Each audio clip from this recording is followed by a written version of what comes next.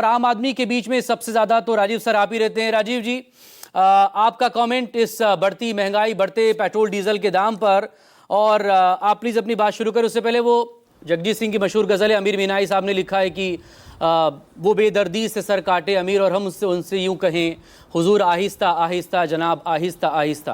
तो ये आहिस्ता आहिस्ता जो जेब कट रही है, आम आदमी पर जो बोझ बढ़ रहा है, इससे कोई राहत मिलती हुई फिलहाल देख रहे हैं या नहीं आप?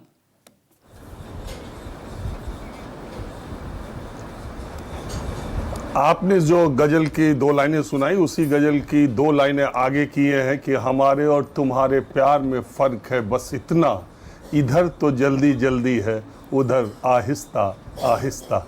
तो ये सरकार जो है आहिस्ता आहिस्ता बढ़ाते जा रही है, और ये बढ़ना है ही, क्योंकि मैं पहले से ही आपसे कह रहा हूँ, ये बात तो पूरे दुनिया में है कि पेट्रोल और डीजल के दाम पूरी दुनिया में बढ़े हैं, और प्रतिशत के हिसाब से हिंदुस्तान में अभी सबसे कम बढ़ोतरी की गई है।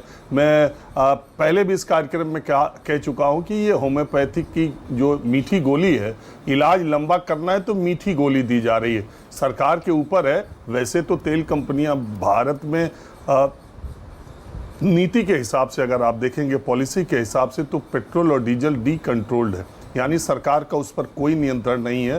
तेल कंपनियां जब चाहे तब बढ़ा सकती है, लेकिन ये तेल पूरी दुनिया में राजनीति का बहुत बड़ा मुद्दा है और हिंदुस्तान में भी सियासत का। तो इसलिए इसमें बहुत ज़्यादा पॉलिटिक्स इन्वॉल्व है। इसलिए ये एक बार में अगर तेल कंपनियों का अपने पे आता तो शायद वो चुनाव के दौरान भी बढ़ा सकती थी, और नहीं तो चुनाव खत्म होने के बाद एक ही बार में 5 रुपए 8 रुपए बढ़ा देती, दो बार में बढ़ा सकती थी, लेकिन नहीं। और अभी भी अगले हफ्ते भी आपको 2 रुपए के लिए तैयार रहना चाहिए। ये एक एक रुपए बढ़ रहा है तो जनता को भी इस बात का एहसास नहीं है। और दूसरे, देखिए, प्रधानमंत्री ने कोई बात अगर कही है और रिपीटेडली कही है, 4-5 दिन लगातार वो ये बात कह रहे हैं कि आप मेट्रो से चलिए, आप सोना ना खरीदिए, बहुत चेतावनी वाले दिन है, बहुत बड़ी जनसंख्या गरीबी में चली जाएगी, तो जनता का भी धीरे धीरे एक मन स्थिति, एक माहौल बनने लगता है कि आने वाले दिन बहुत कठिनाई के आने वाले हैं, महंगाई के आने वाले हैं। तो जब 3 रुपया बढ़ता है तो उसको लगता है कि चलिए थोड़ी तो बात, अच्छा आज 1 रुपया और बढ़ गया, आज अच्छा 99 पैसे और बढ़ गए। ऐसे करते करते अभी भी मैं आपको बताता हूँ, मैं हमेशा ये कहता हूँ कि पेट्रोलियम मिनिस्ट्री में मेरी कोई जान पहचान तेल कंपनियों में नहीं है, लेकिन मोटे तौर पर जो चीज़ें हैं, अभी कम से कम 5 से 7 रुपए लीटर डीजल और पेट्रोल के दाम आने वाले 15 दिनों के भीतर या 1 महीने के भीतर जरूर बढ़ेंगे, अगर अंतर्राष्ट्रीय स्तर पर ईरान और अमेरिका के बीच तनाव इसी तरह बना रहेगा, और अगर एस्केलेट हुआ तो और भी बढ़ सकता है। तो ये आपके अपने हाथ में नहीं है। बाकी सारी उसकी तकनीकी जानकारियां हमारे वरिष्ठ साथी संजीव जी ने आपको दे ही दी है।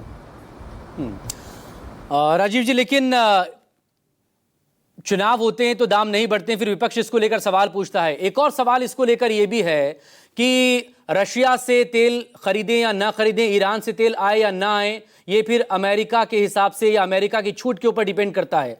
तो ये भी तो एक खामियाजा है, क्योंकि होर्मुज संकट अगर है दुनिया भर के लिए और भारत के लिए भी, तो फिर रशिया और चीन के जहाज तो वहां रुक नहीं रहे हैं, वहां तो लगातार एनर्जी सप्लाई हो रही है, फ्यूल सप्लाई हो रहा है।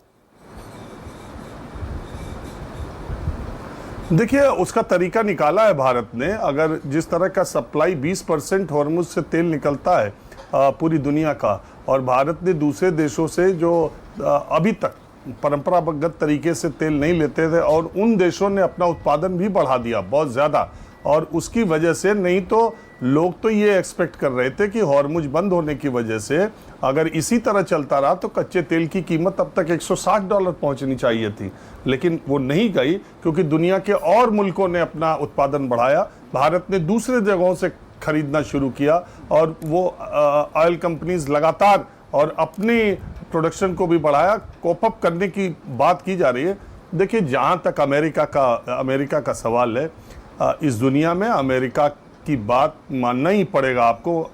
अमेरिका की बात को नाराज करके वैश्विक व्यवस्था में रह पाना, मैं आपको बहुत प्रैक्टिकल बात बता रहा हूँ, किसी भी मुल्क के लिए इतना आसान नहीं है। क्यों नहीं, अमेरिका, चीन और रसिया खाली बस आप देख ही रहे हैं, बयानबाजी भी नहीं कर पा रहे। वेनेजुएला के राष्ट्रपति को अमेरिका का उठा के ले जाके रख दिया गया और वेनेजुएला को अमेरिका अपना एक राज्य के तौर पर ट्रीट कर रहा है, तो अभी पूरी दुनिया पूरा विश्व चुप है। कोई सुना आपने? अमेरिका और मदुरो को गिरफ्तार कर लिया और उसके बाद हमारे लिए खैर एक मार्केट जरूर यहाँ पर खुलता हुआ नजर आ रहा है वेनेजुएला, और बता रहे हैं कि वहां से अब और इंपोर्ट बढ़ेगा हमारा। बहुत शुक्रिया राजीव सर, आप प्लीज थोड़ी देर और बने रहें हमारे साथ।